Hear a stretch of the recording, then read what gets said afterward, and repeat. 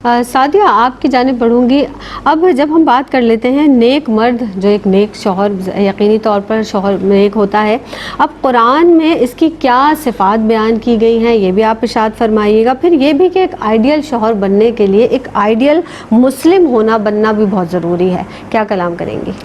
بہت شکریہ۔ اعوذ باللہ من الشیطان الرجیم، بسم اللہ الرحمن الرحیم، مولایا صلی وسلم دائما ابدا علی حبیبک خیر الخلق کلہم۔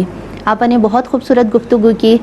دیکھیے، اسلام جس اعلیٰ تہذیب و تمدن کا داعی ہے وہ اسی وقت وجود میں آتا ہے کہ جب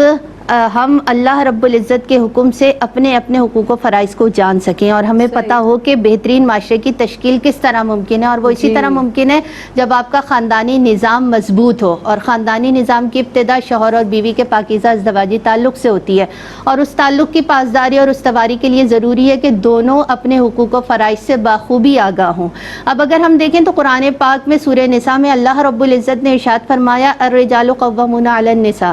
کہ مرد عورتوں پر قوام ہیں، یعنی عورتوں کے اوپر مردوں کو ایک فضیلت دی گئی ہے، ایک فوقیت دی گئی ہے کہ مرد مضبوط بھی ہیں، اور اللہ رب العزت کے حکم سے جب وہ خرچ کرتے ہیں تو وہ اس میں بھی بلند ہیں عورتوں سے۔ تو اللہ رب العزت نے جب قرآن پاک میں فرما دیا تو پھر مرد عورت کو اطاعت بھی سکھاتا ہے، دین بھی سکھاتا ہے، اسے ادب بھی سکھاتا ہے، اس پہ مال بھی خرچ کرتا ہے۔ اور پھر عورتوں کے لیے حکم ہے کہ سمجھو کہ عورت ایک رعایا ہے اور مرد ایک بادشاہ ہے، تو جن سے عورت سے افضل ہو گئی، تو اس کے لیے حکم یہ ہے کہ عورت اسی طرح مرد کی اطاعت کرے، مرد کی فرما برداری میں اپنے دن رات گزارے، اور جو حکم ہمارا دین ہمیں دیتا ہے اس کے مطابق چلنے کا حکم ہے تو اس پر چلے۔ پھر قرآن پاک میں ہی اللہ رب العزت نے ارشاد فرمایا وعاشروہن بالمعروف، کہ ان کے ساتھ بھلے طریقے کی روش اختیار کرو۔ خطبہ حجۃ الوداع کے موقع پر آقا علیہ الصلوۃ والسلام نے ایک بڑے اجتماع سے خطاب کرتے ہوئے فرمایا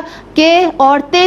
تمہارے پاس قیدیوں کی طرح ہیں، لہٰذا ان پر ظلم نہ کرنا، اگر ان کی طرف سے کوئی کھلی گمراہی آئے تو پھر اتنا اختیار ہے جتنی گمراہی آئے۔ تو آقا علیہ الصلوۃ والسلام نے بھی فرمایا، تو ہمیں پتہ چلتا ہے مفہوم بات سے کہ عورتوں کے اوپر اتنی ہی سختی ہے مردوں کی طرف سے جتنی کہ کھلی گمراہی آئے۔ اب اگر ہم دیکھیں کہ آپ نے یہاں ایک سوال یہ کیا کہ آئیڈیل شوہر بننے کے لیے آئیڈیل مسلم ہونا ضروری ہے، اس لیے کہ جب وہ کامل مومن ہوگا تو وہ اتنا ہی خوبصورت وہ شوہر کا کردار ادا کر سکے گا۔ اور کامل مومن کے لیے ہم اگر قرآن پاک کا مطالعہ کریں تو سورہ فرقان میں آیت نمبر 63 سے آیت نمبر 74 تک ہمیں پتہ چلتا ہے کہ اللہ رب العزت نے کامل مومنین کے اوصاف کو بیان کیا ہے، اور ان اوصاف کو اگر ہم دیکھیں تو ہمیں پتہ چلتا ہے کہ جب کوئی شخص اتنا ان اوصاف میں ڈھلا ہوا ہوگا تو وہ ایک کامل فرد بنے گا۔ جب وہ کامل ایک اچھا مکمل انسان بن رہا ہے، ایک اچھا مومن ہے، تو وہ اچھا شوہر ضرور ثابت ہوگا، اور اس کے لیے ضروری یہ ہے کہ وہ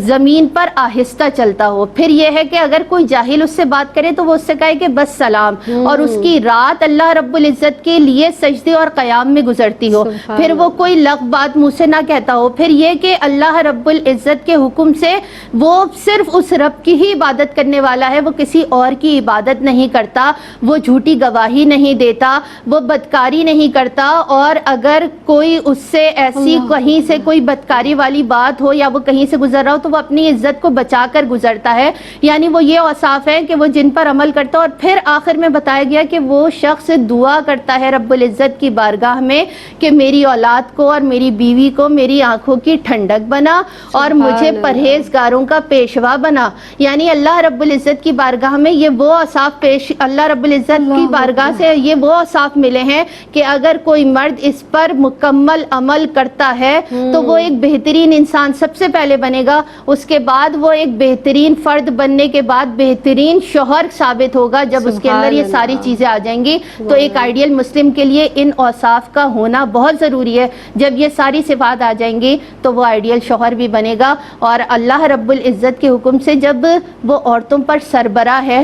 وہ جب اس کو ایک سربراہی مل گئی، ایک سلطنت مل گئی ہے، تو پھر اسی طرح اپنی رعایا کا خیال رکھنے کا بھی حکم ہے کہ اگر مرد کو سربراہ بنایا ہے تو وہ کن وجوہات کی وجہ سے بنایا ہے، وہ عورتوں سے مضبوط کیوں ہیں، ہمیں دین اسلام بہت خوبصورت انداز سے سمجھاتا ہے۔ سبحان اللہ۔ آپ